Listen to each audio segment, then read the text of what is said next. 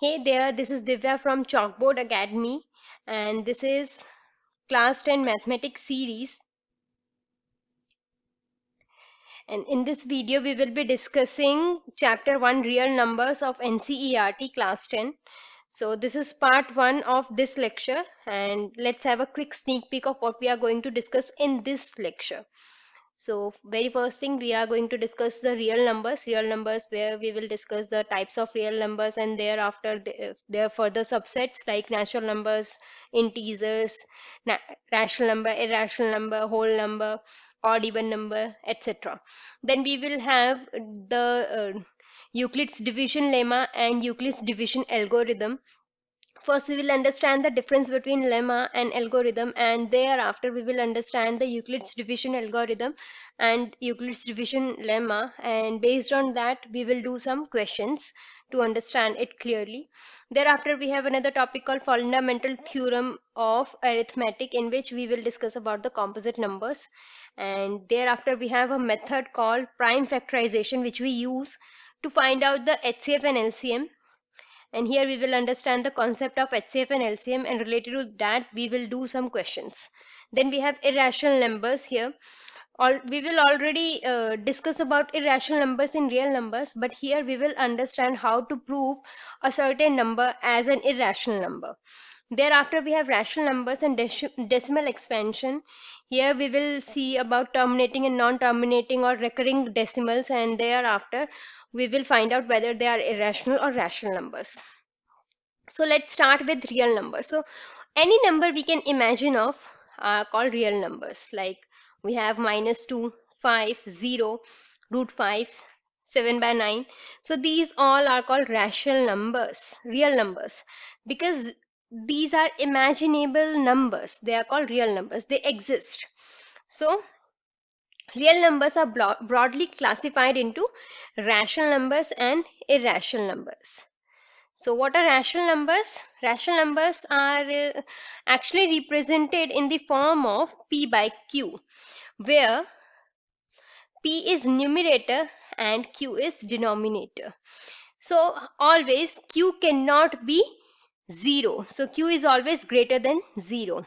So rational numbers can be negative and positive, and even rational number can be 0. So rational number can be positive, negative and 0. Then we have terminating and recurring decimals, which we can convert into P by Q form, which we have studied in class 9. So rational numbers are terminating and recurring decimals. So what are rational numbers? Like 1, it is a rational number. Like 2, it is also a rational number, because any number which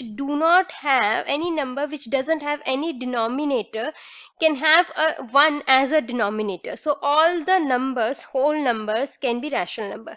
So rational number can be negative, like -2, -2/3, -5, and rational number can be positive, like 2. Then we have irrational numbers. All the numbers which are not included in rational numbers are called irrational numbers. All the numbers that are not rational are irrational number, like pi, √3, √2. So they are actually non-terminating, non-recurring decimals. Like for example, pi. We can see that the value of pi, which is 22/7, it is non-terminating and at the same time non-recurring. So these are irrational number. Even the value of √2 and √3 we calculate, they are also non-terminating. So these are irrational numbers. So here we have subset of rational numbers. In rational numbers, we will see integers, then whole number, then we have natural number. So let's see what are integers. Integers are actually negative and positive numbers, like -2, -1, 1, 2, 0. These are called integers. So integers can be denoted by z. Thereafter we have whole number. Whole number are actually the numbers, all the natural numbers, because natural numbers occur from 1, 2, 3 and so on up to infinity. These are natural numbers, and whole number, we include 0 in that. Now we have completed the number system, so that's why it becomes whole. So whole number, 0 plus natural numbers are called whole number. So we denote it by W, like 0, 1, 2 and up to infinity. Then we have natural numbers, all positive numbers. So 0 is not included in this, and then it is denoted by n. Now we can say that all natural numbers are integers, but all integers are not natural number. Why? Because natural number is actually the subset of integers. We have seen that integers have positive and negative number, and only positive one are included under natural numbers. We have negative numbers as well. So we can say that natural numbers are subset of integers. So all natural numbers are integers, but not all integers are natural numbers. Now we have even number. Even number, which all those numbers which are divided by 2. So they are divisible by 2, like 2, 4, 6, 8, 16, 34 and so on. So any number which has even end, like the unit place of any number is divisible by 2, can be considered as even number.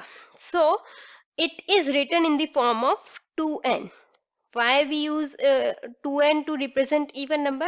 Because if it is any number like 1, 3, 7, any number, if we are multiplying any number, either positive or either even or odd, when we multiply it by 2, it becomes even. That's why it is represented by 2n. Similarly, we have odd numbers which are not divisible by 2. So all those numbers which are not divisible by 2 are called odd numbers. It can be written in the form of 2n plus 1 and 2n minus 1. First, we are making any number either even or odd, even by multiplying it by 2. Then we are subtracting 1 to make it odd, or we are adding 1 to make it odd. So it is represented by 2n plus 1 or 2n minus 1. Thereafter we have prime numbers. So what are prime numbers? All those numbers which have exactly 2 factor, like 1 and itself. For example, we have simplest prime number 2, the smallest prime number 2. It is only divisible by 2 and 1. So it has only 2 factors, 2 and 1. Then we have 3. It also has only 2 factors, 2, 1 and 3. So every number which has only 2 factors, that is itself and 1, are called prime number. So 2 is the only even prime number, because when we are multiplying any number by 2, we are making it composite. So 2 is the only even number which is prime. Rest of the numbers are odd numbers. Then we have composite number, like any number which has more than 2 factors. 3 factor, 4 factors and so on. Like here we are taking example 4, the simplest one. It has 1 as a factor, 2 as a factor, again 2 as a factor, or we can say 4 as a factor. So it is a composite number. It is the multiple of 2. 2 is multiplied twice.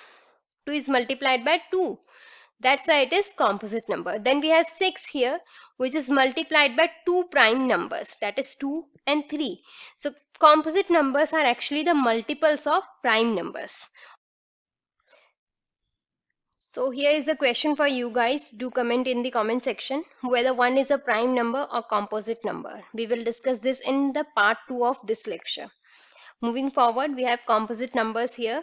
So these are the numbers which are actually not prime numbers, which are actually not either prime or composite number, but they are co-prime to each other. That means they have no common factor in between them other than 1. For example, here we have taken example of 8 and 9. In this we can see that they do not have any common factor except 1.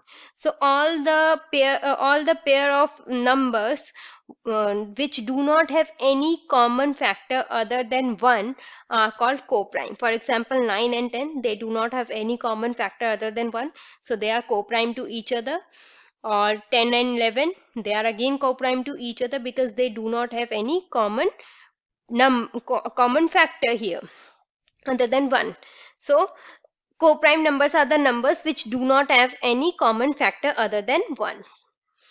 So now moving forward, we have this chart here. In this chart, you can simply see that the real numbers are composed of two type of numbers, that are rational numbers and irrational numbers here. So rational numbers are further divided into these groups like integers, whole numbers, and natural numbers, and then we have irrational numbers. So here, this is the depiction of real numbers. Now moving forward, we have algorithm, which are actually the steps we take to solve any question, to solve any problem. So these are the steps for solving a problem. Then we have lemma. Lemma means that a proven statement which we use to prove another statement. So we will be using lemma as steps to do algorithm. So here we have Euclid's division lemma, which is actually when A is divided by B, where A is greater than B and A and B are two integers. So A is equal to BQ plus R. Here R is remainder and Q is the question. This is simply like division algorithm which we have done earlier. So this is Euclid's division lemma, which we are going to use as steps to find out division algorithm. So what is Euclid's division algorithm? So to find out the HCF of two or more numbers, we actually use Euclid's division algorithm, in which we are using division lemma as steps. So we will be using A is equal to BQ plus R as steps till we get R as 0. At the step where we get R as 0, B becomes our HCF. So B is HCF at a point where R is 0. So let's do some questions. So the question here is, find the HCF of 135 and 225. The first step here is to find out which number is greater. So we can simply see that 225 is greater than 135. So we are dividing 225 by 135. So see like how we are dividing 225 by 135. So it can be divided by 135 into 1, that is 135. So we got remainder as 90. So how we are going to write? 90 is R and we have 1 as Q and B is 135 and 225 as A. So A is equal to B into Q plus R. That was our division lemma. So we are going to use that. So 225 is equal to 135 into 1 plus 90.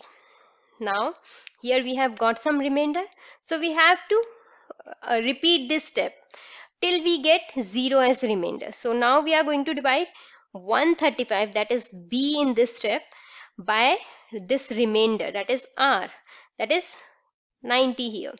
So when we are dividing it, so 90 ones are 90. So we got the remainder here as 45. So again we have some remainder here. So we are going to repeat this step again. Now we will be dividing 90 by 45. Now here we can see that 90 is completely divisible by 40. So we are getting no remainder. We are getting 0 as the remainder. So now R is 0. So we can say that 40 is the HCF of this question. So for HCF of 135 and 225, we get 45 as HCF.